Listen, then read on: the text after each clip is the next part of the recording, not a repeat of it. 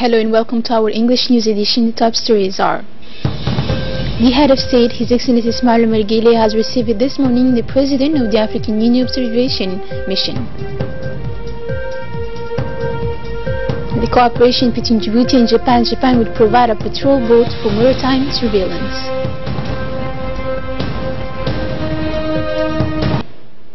Thank you for joining us. The President of the Republic has received today late morning at the Presidential Palace the President of the African Union Observation Mission to the Djiboutian legislatures of February 23rd, Mr. Anissé Guelleh, also a former Prime Minister of the Central African Republic. During this hearing, Mr. Guelleh reported to President Guelleh his observations on the election campaign in the recent elections in our country. I have just had the opportunity to congratulate directly the President of the Republic and through him the entire Djiboutian nation for having organized from start to finish a free, fair and equitable legislative election, he said at the national press.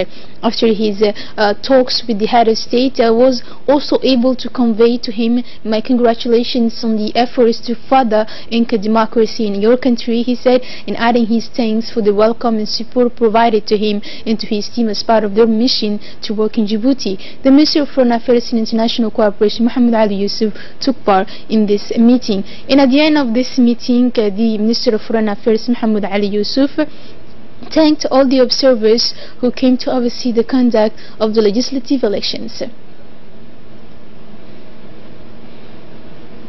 The Minister of Foreign Affairs and International Cooperation, Mohamed Ali Yusuf, proceeded Monday in the conference room of his department to the signing of notes exchanges on the program of socio-economic development with Koji Ntani, the ambassador of Japan in Djibouti. By this note, Japan has donated a patrol boat in the amount of 150 million Japanese yen, or about 250 million Djiboutian franc, for the monitoring of coast, which is intended to build the capacity of Djiboutian coast guards.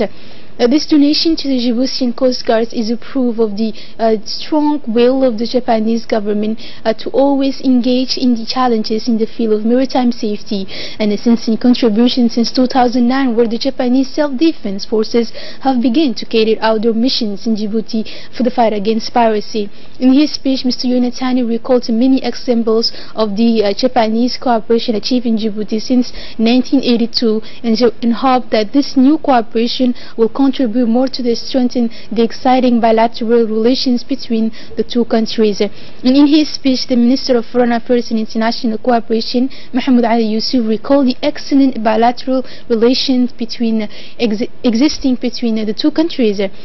He explained that Japan is a privileged partner that helps Djibouti in general and the Djiboutian Coast Guards in particular to build technical capabilities. Japan will also deploy a technical expert with a new patrol boat to better train the Djiboutian Coast Guard, he said.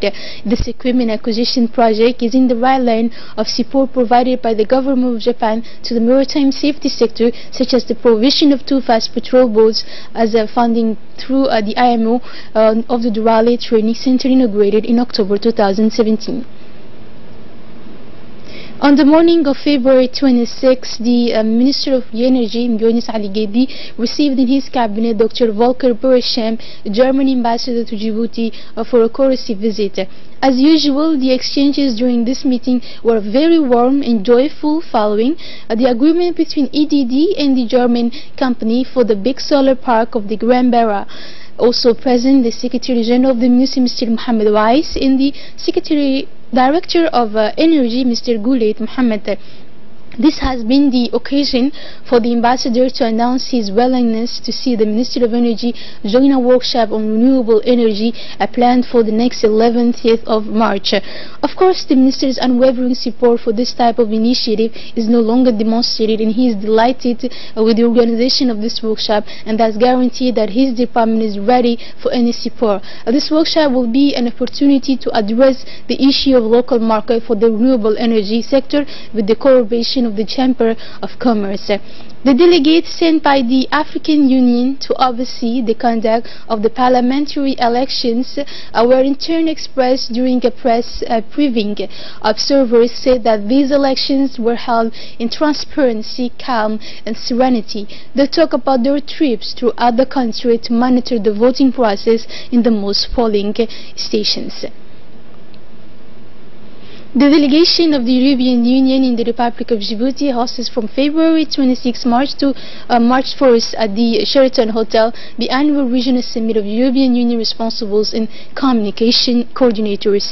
This summit brings together 30 or so EU professionals from different English-speaking countries in Africa in the context of developing and implementing a global communication strategy for the institution.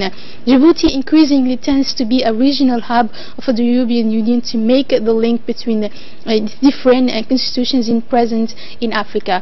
A closing ceremony of a project for the rehabilitation of garbage bins and the implementation of the waste treatment chain was held at the Regional Council of Dikhil, organized by the Association for the Protection of the Social Environment of Dikhil, chaired by Mr.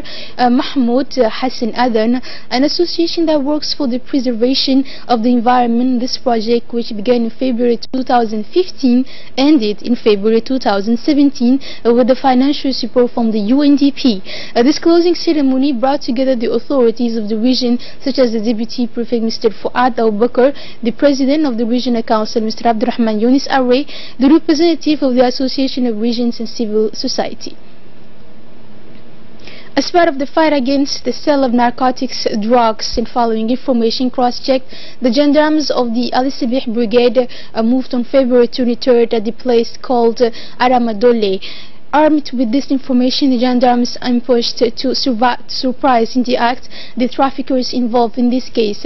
During this operation, the gendarmes arrested 2 individuals. One of them was carrying a bag. During the search carried out on the bag in question, the gendarmes discovered 5 kilograms of cannabis herb intended for resale, and these illicit goods were packed in 22 plastic bags. Immediately, the 2 individuals were placed in custody for transport, detention, transfer and acquisition of narcotics. At the end of the investigation, they will be brought to justice for their actions. Obituary: we have learned with sadness the death of Mr. Mohamed Ali God, former gendarme imposed since 10 years at the Embassy of Djibouti in France. Occurred Friday, February 23rd at the Central Hospital of Étampes in the Paris region. The deceased left behind him 4 children. We pray to God that He welcomes him into His eternal paradise. Inna lillahi wa inna ilayhi raji'un. And on the international news in France, 2 attacks were foiled. An individual was targeting sports equipment in western France and military forces in the south. Information provided by the Minister of the Interior: 2 planned attacks have been foiled in France since the beginning of the year. Information provided this Sunday by the Minister of Interior, Gérard Colomb, and they were aimed at the west and the south of France. In the west, it was a large sports equipment that was targeted. The individual, a convert who was considering to join Syria, was also planning a passage to the act in the south against the armed forces. During search at his home near Nîmes, products that could be used to make explosives were found. Although France was less hit last year, the authorities remain on the alert. 20 attacks were foiled in 2017. And now in Syria, still no good truce and suspicion of chemical attack. The 400,000 inhabitants of this suburb of Damascus were again burnt yesterday. A doctor found chlorine suffocation on about 15 civilians. The Syrian of Eastern Ghouta are still waiting for the start of the 30-day ceasefire passed by the United Nations Security Council on Saturday. The air raids were a little less intense yesterday and were aimed more at combat areas, according to the Syrian Observatory for Human Rights. And but 14 children, including 3 civilians, including 3 children, died in the shelling. And these latest casualties bring the total since 18 February to more than 530 civilians killed, including at least 130 children. For Iran ally Bashar al-Assad, the offensive against terrorist groups will continue. And this is it for this edition. Thank you for being with us and enjoy the rest of our programs.